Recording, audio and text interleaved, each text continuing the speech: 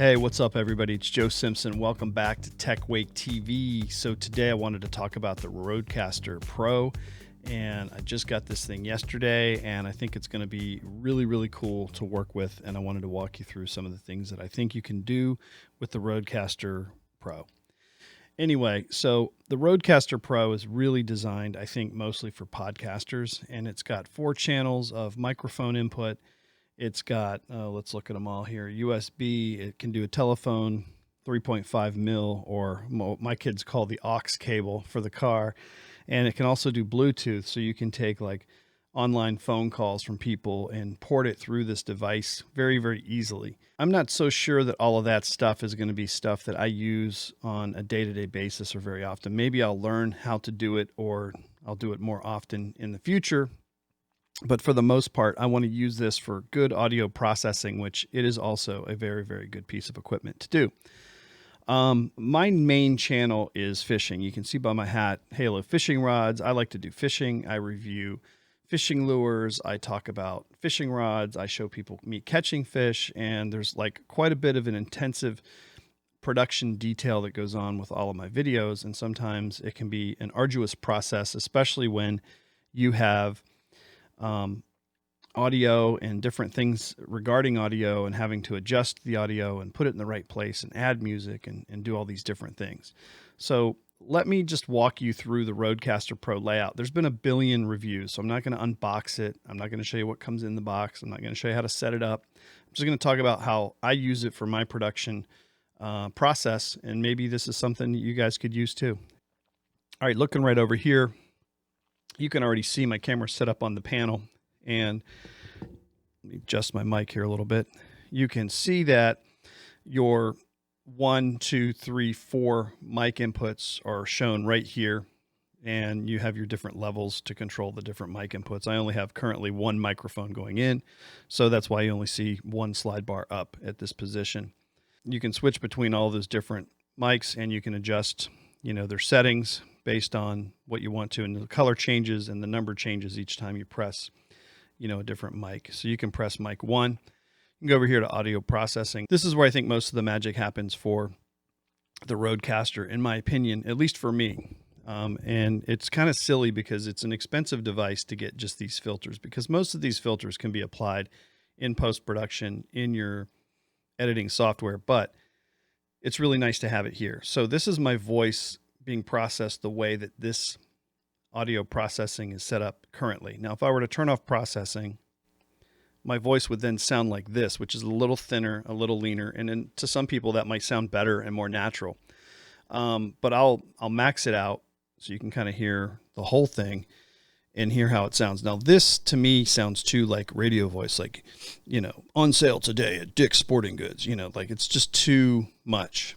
And the first thing that I noticed is when you use compressor, what it does is it raises the very lowest sounds and brings down the very highest sounds, and it puts them all in one band. So you always kind of just sound like the same volume, whether you're whispering and talking soft or whether you're talking loud and going, and it could be good if you have a variation of voice. Compressor by all means could be good, but I like turning it off because it just gives my voice more range when I'm talking into the microphone, and I don't seem to clip very often, so I don't worry about it. De-esser takes away those harsh S sounds, which is perfectly fine. High pass filter, that's good as well. Noise gate, that's really good. What that does is it clamps down the noise that you might hear when talking is not happening, like right now. Utter silence. I mean, it's really good. And then the effects, you have the aural exciter and the big bottom. I don't like the aural exciter. I like to turn that off. It kind of quiets my voice down and makes it sound more, in my opinion, natural. And I leave the big bottom because I kind of have a high-pitched voice, so what the heck. I might lose that in the future, but I'm not sure. Anyway, that's pretty much it. And what's nice about this is I can do this processing on my voice, and right out of the volume output jack, I can feed it right into my DSLR camera and record this processed audio live into my camera. But there's a couple other things that are pretty cool about this device that I really like.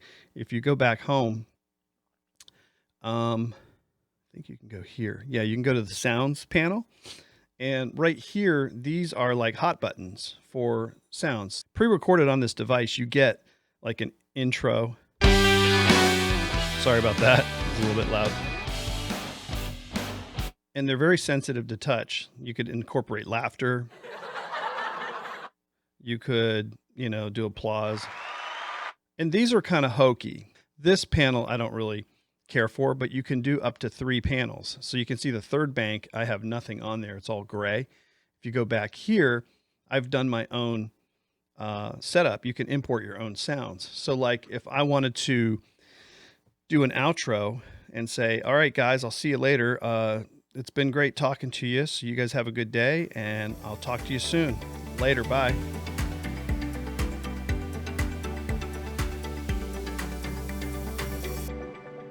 Yeah, so that's pretty cool, right? And then you can just kind of fade that out and turn it off. But I've got other sounds in here too, like an intro. And these are sounds that I've downloaded off of Epidemic Sound, and I've taken the sound file and just uploaded it into this device. Like if I wanted to tell a story, kind of a risky business sound here. It was like cold in September and I was walking down. I have no game here planned for this segment, but no, what I was saying is you can do this stuff. And what's nice is you can kind of pull down on these volumes and moderate it to your voice. And when you do this in post-production, it's a series of setting keyframes and doing things, and it can be kind of time consuming. So it's kind of nice to have this built in, and I could just fade it out when I want and just keep talking and do what I do. You know what I mean? So I think I'm going to be able to use this quite a bit with my production and my videos that I do for fishing.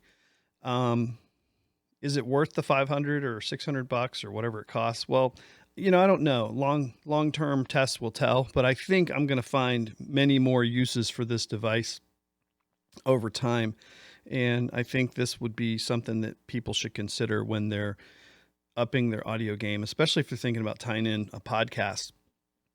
One of the things that this does is it allows you to connect your SD card with a USB cable directly to your computer, so you don't have to be popping the card in and out. You can just sit there and say, okay, I'm going to open up the file, pull that file down, and I'm going to just tie it in. You could run output from your headphones straight into your camera, and therefore you could just record straight in. Now, it may not be as clean a path, but at least it's done. It's baked into the card. You can just pull the video file down, tweak the volumes one more time if you need to. Bluetooth is really cool. You can actually have this thing hook up to your Bluetooth on your phone, and then like somebody could literally call you just like they do on the radio, like call in if you want to tell us about what happened to you today. And then people will call in and you can hear their voice and adjust their volume in the mix and sit there and talk to them on the phone. And it's just like a radio station. It's really badass. And, there's a lot of different things that you can set up. You can set up different ways that it records the audio. You can say, hey, I want this audio recorded in all individual tracks instead of one big mix. And then that way later you can go into like a sound editing program and adjust each track and tweak things and make it better or edit or whatever you want to do. So really sky's the limit to a point. I mean, I'm sure it's not as robust as some devices out there, but this is something that if you really want to step up your video and your audio game, and I say video and audio because audio is so crucially important to video. Yeah, it's a consideration, and I think everybody should be thinking about all the aspects when they're making videos. And if you're a podcaster, in my opinion, there's nothing else. This would be the thing that I would get. Put it in a duffel bag or your briefcase, carry around 3 or 4 mics and a plug, and you're good to go. You can go podcast at a diner. I mean, it would just be easy as pie, and you could just do live recordings. SD card that I've got in there, I think it's a 64. It might be a 128, but it's got like 30 hours of audio. The nice thing about audio is the files are small. They move back and forth to your computer without any issue. Like videos, when you do large, 4K video files, it can take, 10 minutes just to transfer a 20-minute video into your computer. Whereas this, whenever I transfer things, they just happen pretty much automatic. Anyway, I'm going to leave you guys with the thoughts that I've just laid out here today about the RODECASTER Pro. I give it a thumbs up for sure. I definitely think you guys should consider this if you want to up your audio game. And I want to just apologize for not doing videos lately for Tech Wake, but I'll leave you with this marching band outro, and we shall talk to you guys soon. And you guys take care. Have a good weekend. Later.